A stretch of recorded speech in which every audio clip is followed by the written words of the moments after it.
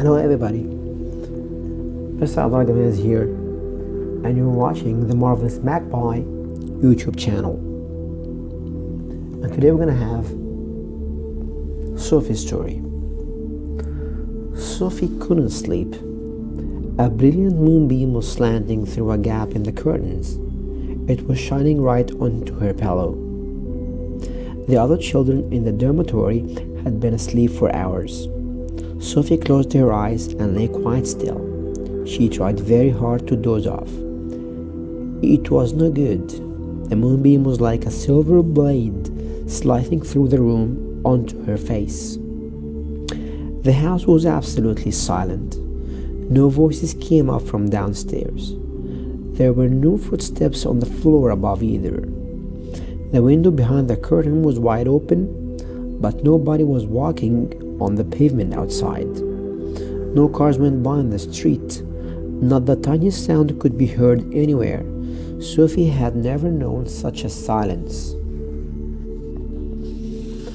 Perhaps, she told herself, this was what they called the witching hour. The witching hour, somebody has once whispered to her, was a special moment in the middle of the night when every child and every grown-up was in a deep, deep sleep, and all the dark things came out from hiding and had the world to themselves. The moonbeam was brighter than ever on Sophie's pillow. She decided to get out of bed and close the gap in the curtains. You got punished if you were caught out of bed after lights out. Even if you said you had to go to the lavatory, that was not accepted as an excuse and they punished you just the same. But there was no one about now. Sophie was sure of that. She reached out for her glasses that lay on the chair beside her bed.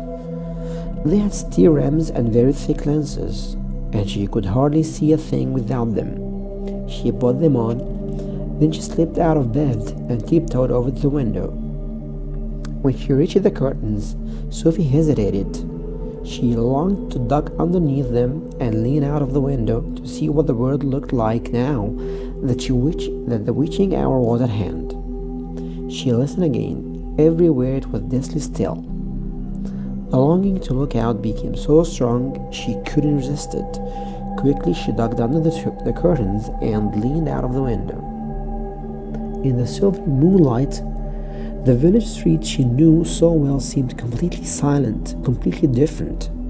The houses looked bent and crooked, like houses in a fairy tale. Everything was pale and ghostly and milky white. Across the road, she could see Mrs. Ramsey's shop, where you bought buttons and wool and bits of elastic. It didn't look real. There was something dim and misty about that too. Sophie allowed her eye to travel further and further down the street. Suddenly she froze. There was something coming up the street on the opposite side. It was something black, something tall and black, something very tall and very black and very thin. Okay. Now, after you listen to this part, can you write in the comments below 2 things that you find interesting in this opening of Sophie's story? What do you think could happen next?